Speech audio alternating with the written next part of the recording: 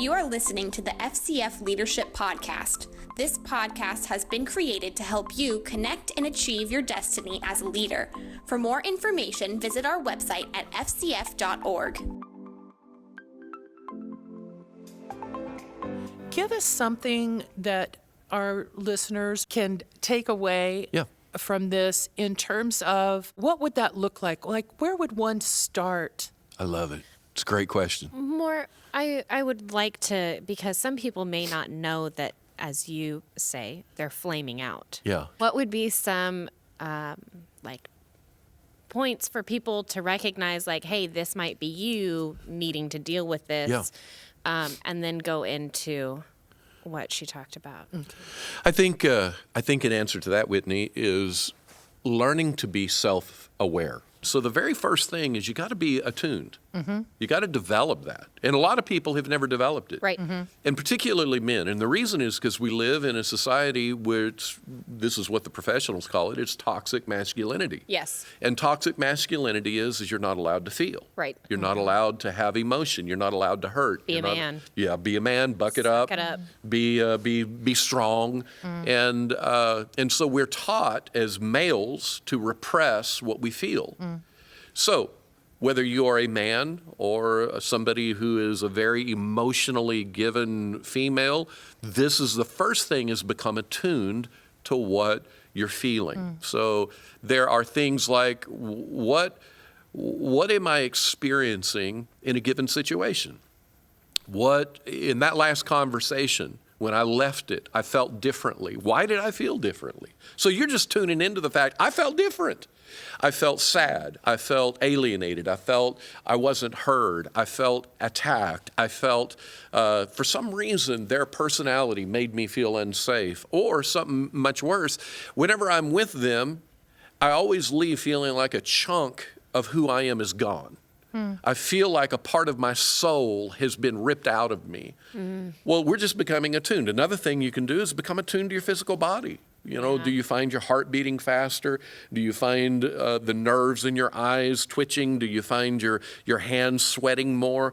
Being attuned that I'm having reactions here. And incidentally, we have a lot of research today that shows that a person can look calm on the outside, but they can have a firestorm going on the inside. Right. Sure. And so you have to learn to be attuned to you and what is going on the inside. So if you're attuned to what I'm feeling and even my physical reactions, then you begin to drill down. And this is where I love helping people process who they are and what's going on the inside. So anytime you have an emotion, this is what I encourage people to do. Google search emotions wheel. Really? It's called an emotions wheel. Google search it. There are a bunch of them. Some of them are bigger than others. And all it is a wheel that gives you the 4 quadrants of basic human emotions. And then it gives a bunch of smaller synonyms for those. And you just look to see, what am I feeling? And it's just an easy way for a person. Oh my God, I love that. You know, I'm going to print that off and put it on my fridge. Oh yeah. I've got it saved on my computer because whenever I'm processing things in my daily devotion with the Lord, I go to it quite often. Oh, I love that. So every time you have an emotion, every emotion you are feeling, there is a narrative behind it. And so if you're not attuned to it, or you're not practiced or skilled at it yet, which sometimes you got to develop that. Right. If you're not skilled at it, you're not even aware that there's a narrative. You're not even, and sometimes even when you're skilled, you got to work at finding out what is the narrative behind this emotion. So is it that, let me just ask this quickly. Is it just that people don't understand the value of really pressing in and taking the time to make these type of assessments in themselves? Yes, Okay. because they don't understand that assessment is going to ultimately drill all the way down to the root of bitterness. Wow. And once we can get down to the root of bitterness, this is where we go with it. Once you get down to the root of bitterness, you can get the lowest level of lie. Where is the lowest level lie? Or what is the thing that's driving all of this? Because this is how you do it. This is the emotion. This is the narrative. So once I get the narrative of the emotion, then I ask, what does that mean? And I get the narrative behind the narrative. Then I ask, what does that mean? I get the narrative under that. Then I get down. And there is a base level, organic, elementary fear that is at the very bottom of it. And then you ask yourself, why do I believe this about me? And this is amazing, just identifying the emotion and just identifying a few of those narratives, even getting down to the very bottom of that fear, right? Your brain is already beginning the reprocessing. So you're either going to repress or reprocess. You get to decide. You're going to repress or reprocess. So when you get down to the fear... So is that why most people tend to repress, because that fear is so real? Yes. And they don't really know if they can face it and really survive. Deal with it. Yeah. Oh, that breaks my heart. I know. So really breaks my heart. So when you get down to the fear, and it can be, something as the base level is often things like, I'm afraid I am not enough. And if I'm not enough, then this next narrative tells me that I'm going to be found out.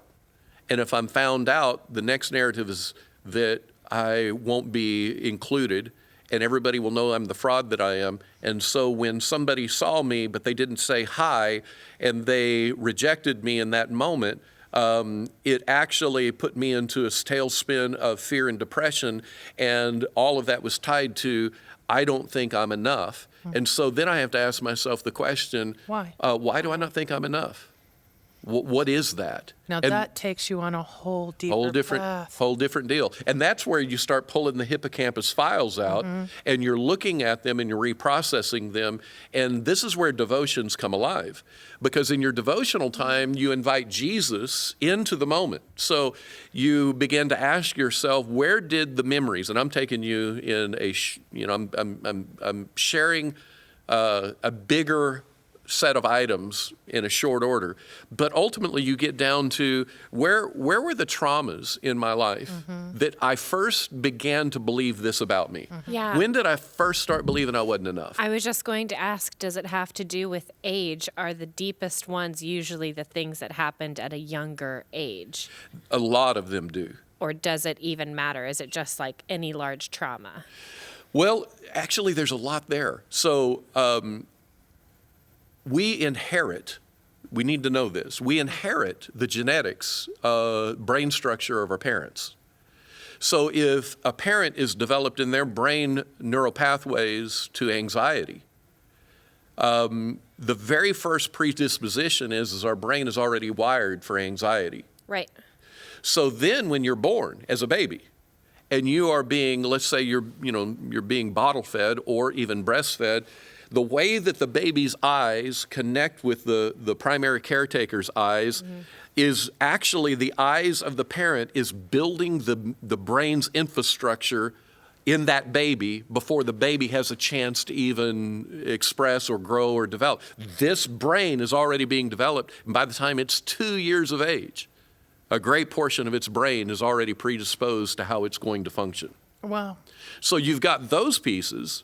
Then you've got the fall of Adam that you inherit. Right.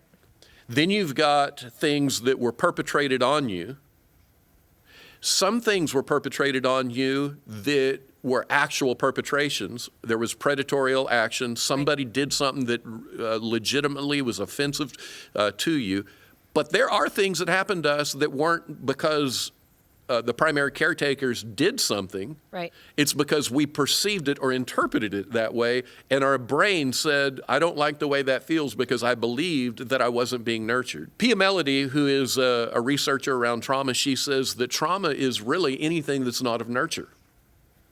Say that again. That trauma is really anything that's not of nurture. Wow. So if you make, like if I make a bid to you, and I'm leaning towards you, and I'm looking for you to connect with me, but you don't. That turn away from my bid actually opens me up either by my interpretation or by the way it was done to experience even a paper cut trauma. Now you multiply those, and the next thing you know, you're developing your brain survival techniques that when people I care about are around me, when my social construct is around me, when these people are with me, if I bid towards them, and I've got a history of knowing how they're going to respond, they're going to turn away, then I have to decide, am I going to develop neural pathways of anxiety, which now means I either have to be a comedian, I've got to learn tactics to get attention. I'm either going to be a comedian or I'm going to be somebody who is irritable and I'm going to gripe and complain and hit. I feel like the whole process, though, for us as, especially Word of Faith leaders, Yes. Has been one of the word. Right. And Ignore flesh. Yes. Emotions are flesh. Ignore flesh. Suppress it. Instead of addressing and healing. I remember I told this story recently as well, but I remember a young woman who was raised a very sheltered Christian, came to Tulsa. I think she was going to Rhema, I can't remember, but she was going there for Bible school or education of some sort. But she was just barely 18, never been away from home, and had been very sheltered, and started coming to our church. And she had an issue come up, and it was really making her more and more excessively anxious. And so I'd met with her 2 or 3 times, and so I finally said to her, maybe you need to go see a therapist. Yeah. And she was so offended. Wow. Why would I do that? Isn't the word enough? And I said, well, do you go to a doctor? Right. Come on. And she said, well, yeah. And I said, why do you go to a doctor? Well, because they understand the inner workings of my body, can help me address those things. And I said, well, can't a therapist do the same thing for your mind? And I said, how can you get in faith for something and receive your healing for something if you don't even know what you have to address? It is so good. And she just sat there and she goes, oh. Yeah. And I said, even people who struggle in their body, we don't deny them medication because they're in faith. Right. Deal with the symptoms, deal with what you have to deal with while you grow your faith. Yeah. And acclaim what God has already purchased for you, then you can appropriate that because your symptoms aren't so loud in your face and screaming at you on a daily basis. Well, you have to be able to do the same thing with your soul. Actually, when you think about that pattern where you take the emotion, go to the feelings wheel, you move down the narrative scale, all the way to the bottom of what is the elementary fear, it's not until you get to that elementary fear that you actually can confront it with truth. Yeah, exactly. And that's where the word needs to confront that. So we're not giving room to That's what I love about emotion. what you're saying. Yeah. It takes away that stigma that we Word of Faith ministers have built of you're just not strong enough in the Word. You're not, become the confession police and, the whole thing. And really, we've broken down the beauty of our faith to some kind of I have to do this. It's about me now and what I do to attain what God has, as opposed to just receiving what He has because I'm understanding what He's made in me, and I can address those things according to the Word or the habits I've developed or the. So true. Wow. So once you get down to that bottom fear, because whatever the emotion and the behavior that you were having is, because it's an intimacy disorder, every maladaptive behavior is an intimacy disorder. So that fear at the very bottom level, if when you're reading the Bible, if it's just a cognitive piece of information, it is not going to reprocess your memory bank. Right. You have to feel the intimacy of God's word to your own heart. I love that and so you have to much. grab the people in your community and bring them close.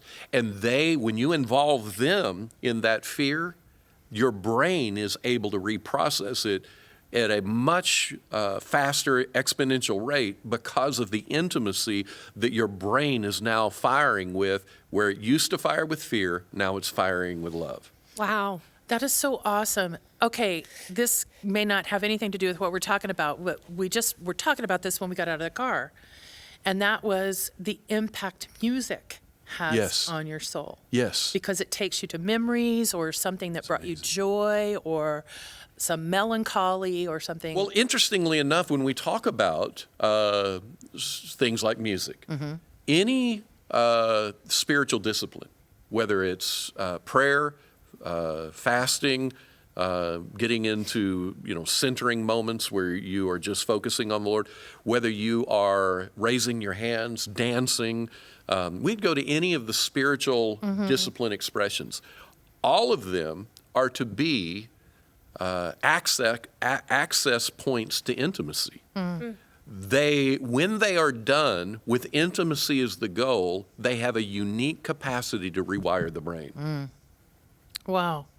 So meditating, reading your Bible, prayer, worship, all of that is the goal of having an authentic emotional presence while you're doing them so that they would be the exercises that reprocess your brain. Yeah. That's so great. Yeah, I mean, I've never been the one to jump or run or whatever, but for me, like when the presence of God hit, I am just still. Like that is more me. Yeah. And there have been times where, you feel that, oh, everybody's running.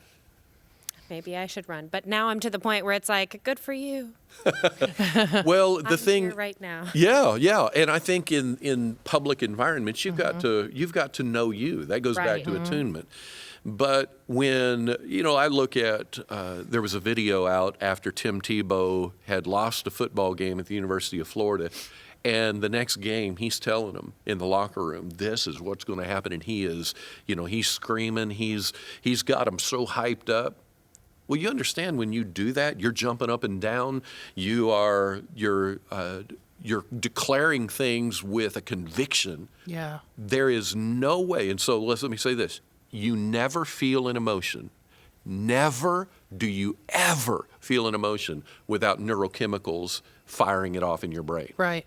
So when you see Tim Tebow doing that, what's happening is all these chemicals are rolling around his brain, and he triggered them to happen. So when you think about like dancing, like Smith Wigglesworth, every morning before the first thing he'd do, he'd dance by his bed. Why did he do that? Well, he learned how to do that where it wasn't performance. Right. Apparently he did that because it was regenerative to him. There was an intimacy connection between him and God. Well, when you lift your hands, we do know there is a book called How God Changes the Brain, written by Andrew Newberg from the University of Pennsylvania. He wrote, and he's not even a Christian, and they wrote these things around spiritual disciplines. When you raise your hands, your brain's releasing neurochemicals. And so there isn't anything God is asking of us in our worship to Him that doesn't have a component to the restoration or the restorative process of our souls. That He designed. Yeah, so this is an area that people are disputing today in the Word of Faith circles. And that is, are you allowed to believe that you are broken? So here's what I'm on a journey of questioning that I would hope that the listeners could lean in on, and that's the idea that we are growing. Yeah. And this idea of transformation is not a miracle one-off. Right. It is an entire life. That if we're growing, what are we growing from? And if we are being made perfect, if certainly our spirit is perfect, we're born again, we're a new creature, there's nothing broken or messed up in our spirit. But if you and I are doing things that are triggered from these roots of bitterness, which we are, even if people don't want to call it that, some of the most dysfunctional people I know God pretty good. It's true. So if they I'm one of them. Hello. Say yours is true. Well, see. Let's take that. Right. If that's true, and we sat here and as we were walking through the model, and you guys were seeing things about yourself, then that would mean that there are things that are in me that are still in process towards growth, transformation, and recovery. That's right. So the question is do I believe my brokenness is my eternal condition? Or do I believe that the grace of God is leading me and that I'm growing? So here's an example. When Jesus ministers to the madman of Gadara, he casts the legion out of him. The Bible says that he sat in his right mind. That is a profound thing because there had to be massive trauma in that dude for him to be cutting himself and running around naked and all that he was doing. There had to have been such a miracle on his brain that took place. So the question is, do we really believe that from that day forward, that guy never had any issues in any area of his life? He was just a perfect human? Perfect as in flawless? And if he's not, then is he broken? So we've got to define our terms. What is that? And so for me, I personally don't have a problem. And I know some of my colleagues and great friends would disagree with this, and that's great. I love conversation. But I don't have a problem saying that I'm living and executing through my brokenness. And I'm moving from faith to faith and glory to glory. I'm growing. So as an example, one of my supervisor in my certification program is a guy named Dr. Ted Roberts. Ted is a spiritual son of Jack Hayford. Ted was in his late or mid-70s when he was my supervisor. He was a Vietnam fighter pilot, and he was a Foursquare pastor. So all of that. Now, the International Institute of Trauma and Addiction Professionals, for which he was my supervisor, it is not a Christian organization. It's a secular organization. But he happened to have gone through it, and then I did too. Well, he goes to a weekend of therapy where he is reprocessing memories with truth. And he has some extraordinary times. So I have a meeting with him right after he went on a weekend, and I'm asking him about his weekend. And I said to him, so Dr. Roberts, you've been doing this for like 20 years or longer. I said, is there ever a time that the traumas that you're processing, that they are completely and absolutely forever processed out, 100%? And he said, well, I think that's a bad question. And I said, well, what would be a good question? And he said, I think the question is what is the goal of a Christian? And he said, would it be until Christ be formed in you, until you are like Christ? And I said, yeah, that would be true. He said, well, do you ever get there? And I said, well, not on this side of eternity. And he said, so you're going from faith to faith and glory to glory. And that, for me, that resonates with me. So I do believe that I can admit to my brokenness as long as I don't embrace that this is my final condition, or that I can't grow. What I'm doing is celebrating the grace of God, that what I am today is not what I'm going to be tomorrow. Thank you. And I think that's probably what frightens most Word of Faith believers or leaders, is this concept of if I admit to my brokenness, I'm not giving place to that. But actually, it's not saying I'm staying here. It's saying I recognize this and I'm moving forward. I love that. That's how I process it. I think that's indicative of too many of us believers that we don't even want to acknowledge. You have to deal with those things in order to move past it. You can't just shove it under the rug and keep going. That's how you fail. And I mean, and it goes back to what Blaine said about, I am so far removed, excuse me, from who that person was. But it's not that he's not aware of it or that it's not there. And I loved his description. It was the loudspeaker by his ear 24/7 when he was in the throes of it. And now it's a whisper on the other side of the door. But it's still a whisper. He said, I can still hear it. And if I were to give place to it, then it would become louder. But which is so amazing. Really? I mean, that's amazing. That's huge.